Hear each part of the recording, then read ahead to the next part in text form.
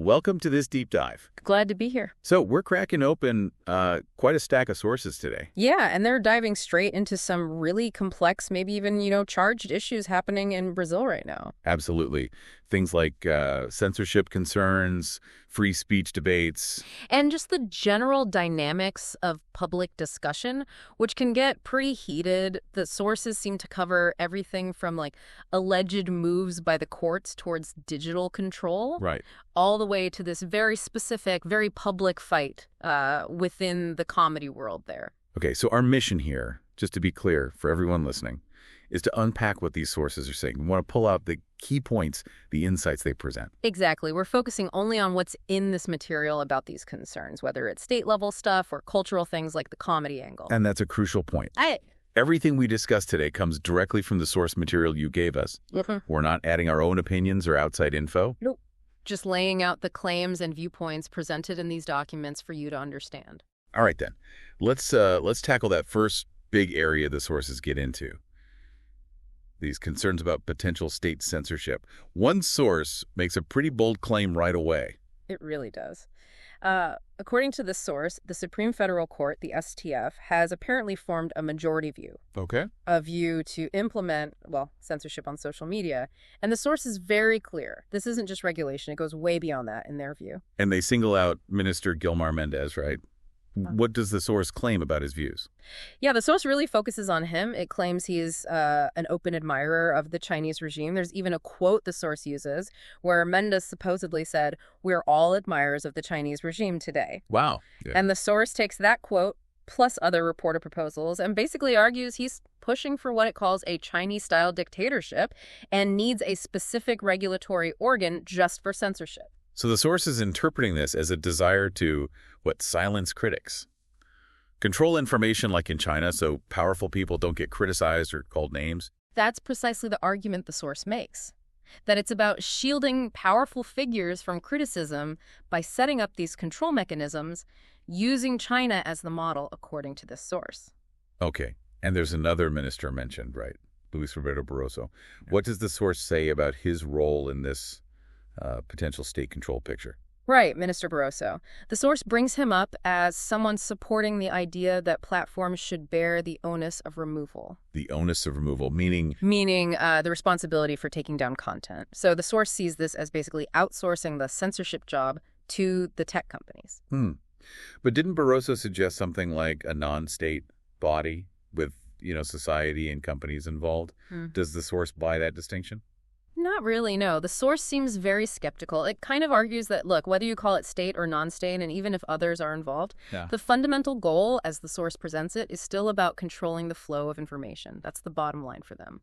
And the feeling from the speaker in this source, sounds really intense, like a genuine fear that Brazil's heading towards authoritarianism. Oh, absolutely. It's palpable in the writing, a fear of losing free speech. And the speaker even mentions, feeling like they're already self-censoring. That's significant. And tied to that, the source issues this really stark warning. It says, look, this censorship, whoever it starts with, it's eventually going to affect everyone. Even people who might, support it initially. Exactly. That's the source's point.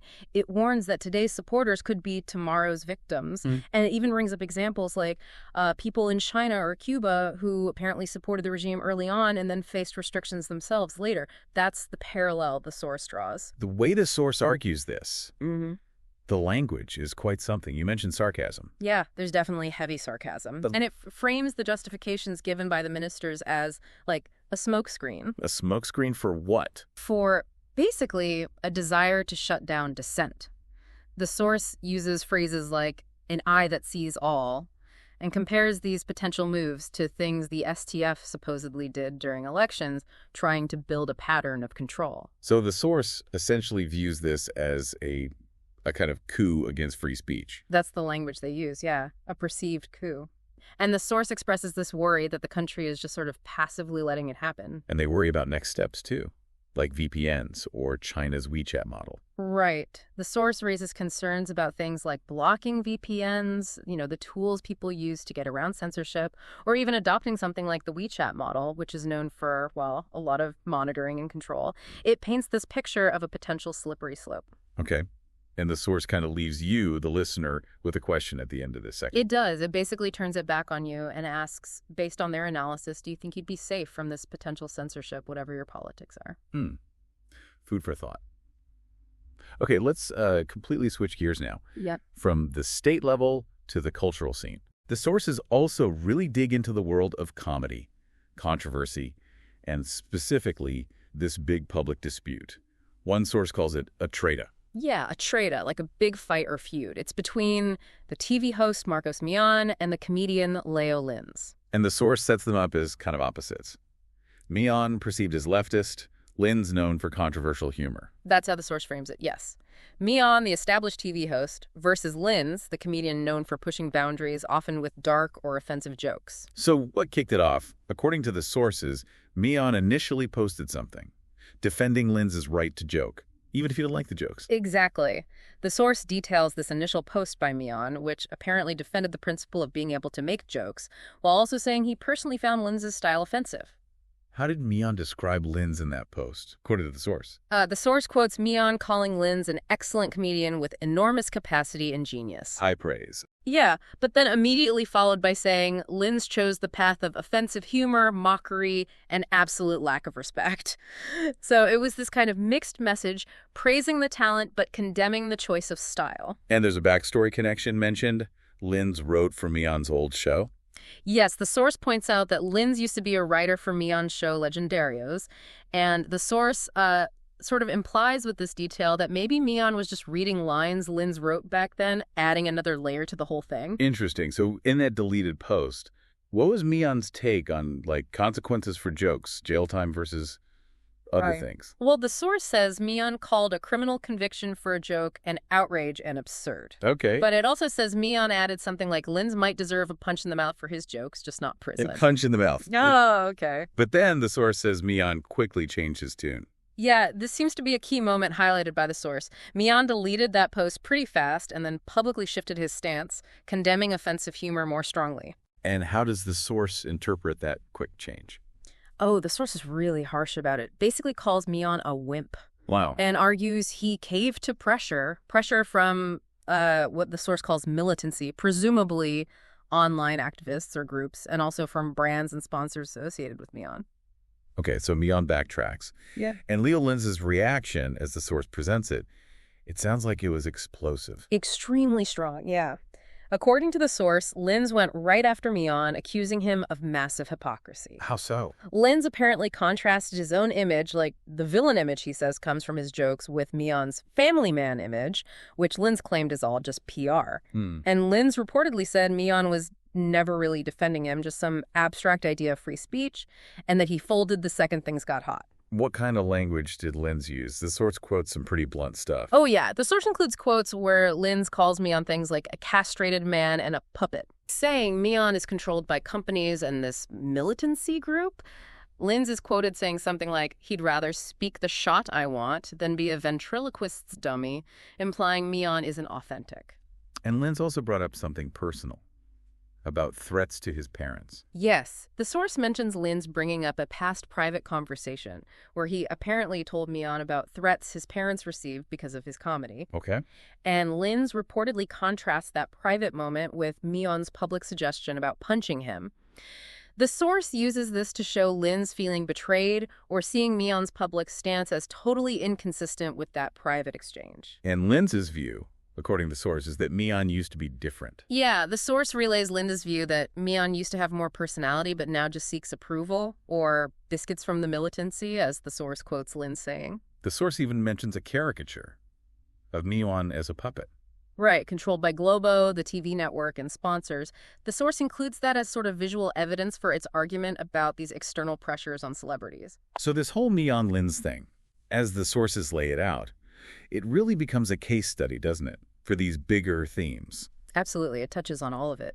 The tension around free speech in comedy, where the lines are, who gets to draw them, and crucially, the influence of public pressure, especially from groups the source labels militancy and corporate money on what public figures feel they can say. It's like a microcosm of the bigger debates. For sure. But the sources don't just stop there, right? They bring in some wider perspectives from other comedians, too. They do. There's a satirical take mentioned from a Paulo Souza video. Yeah, the source describes this video where Souza apparently frames the whole Léo Lins controversy in this totally over-the-top way. He calls it Operation Kalaboka Magda, Operation Shut Up Magda. Okay. And portrays it satirically as this huge neo-fascist, proto-authoritarian conspiracy that's being carried out through jokes. A conspiracy through jokes. Exactly. And the source notes how Souza jokingly ropes other famous comedians into this supposed plot.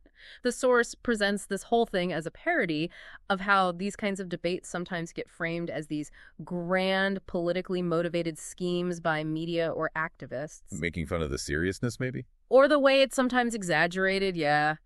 Then there's another perspective from someone called Ogro Cassius, presented in one of the sources. What's his angle? Well, Ogro Cassius, according to the source's account of his views, takes aim at the comedians who criticize Lins. Ah, okay. And the source specifically mentions Patrick Maia, describing him pretty negatively, suggesting he's, failed, uses crowdfunding, and is hypocritical. Ogro Cassius apparently argues these critics are just motivated by envy. Envy. And wanting to stifle competition. That's the argument presented by the source, yeah. That they criticize Lins because they're jealous or want him out of the way. Does Ogro Cassius make any specific points about their criticism, according to the source? Yeah, one specific point the source highlights is Ogro Cassius claiming these same Brazilian critics will praise international comedians. Names like Anthony Jeselnik, Dave Chappelle, Bill Burr are mentioned. Big names in dark or controversial comedy. Right.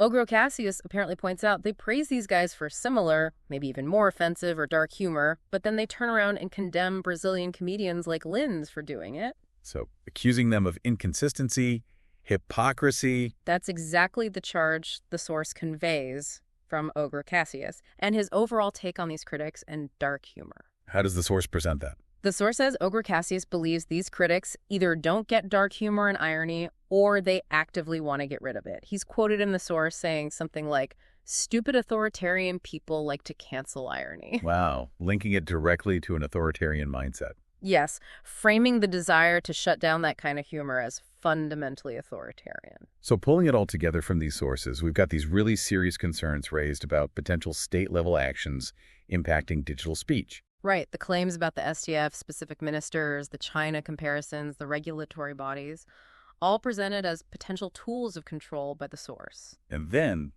parallel to that, this incredibly messy public fight in the comedy scene. Yeah, which acts like a mirror, reflecting many of the same underlying tensions. Who decides what's acceptable speech? Where are the lines? And what forces political power, public opinion, market pressures are actually drawing those lines? It really shows how these anxieties about free speech and control pop up in very different arenas, doesn't it? Definitely. From the highest courts, according to one source, right down to stand-up stages and social media arguments. Well, that brings us towards the end of this deep dive into the sources you shared. We've covered quite a bit. We unpacked those serious concerns from one source about possible state censorship moves, looking at the specific claims regarding ministers and proposed bodies viewed by the source as control mechanisms. And we navigated that really complex, pretty heated debate from the comedy world, as the sources laid it out, highlighting all those tensions around free speech, the limits of humor, and the influence of, public pressure and money. And just to reiterate one last time, everything we talked about came straight out of that source material provided. We were just presenting the claims and perspectives found within them. Exactly. So maybe a final thought for you, the listener, to chew on, drawing from all this. We've seen these different perspectives in the sources on who gets to define acceptable speech. Is it the state, as one source fears? Is it platforms? Or is it public pressure, the militancy and sponsors mentioned in another source? Given that tension, what does it suggest about how expression and control are evolving today, especially online? And maybe think about the role of different kinds of communication, like the satire we saw, or the direct commentary play in pushing back against, or maybe reinforcing those boundaries. It's clear from these sources, anyway, that the conversation about free speech, its limits, and who controls it, well, it's definitely ongoing, and it's certainly not simple.